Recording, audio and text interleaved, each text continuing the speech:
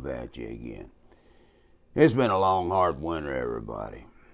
It has been up north, northwest, northeast, even down south. It got rough, man. Some big snowstorms, heavy weather this year. But it's spring time now.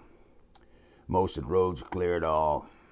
Spring's here. Trees are budding out, grass turning green, birds are chirping, all that good kind of stuff. Our trucks take care of us. Sure, they break down. A lot of it could be precluded by some proper maintenance and stuff like that.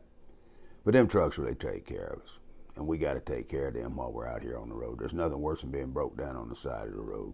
That's for sure, man. I feel for you company drivers, too.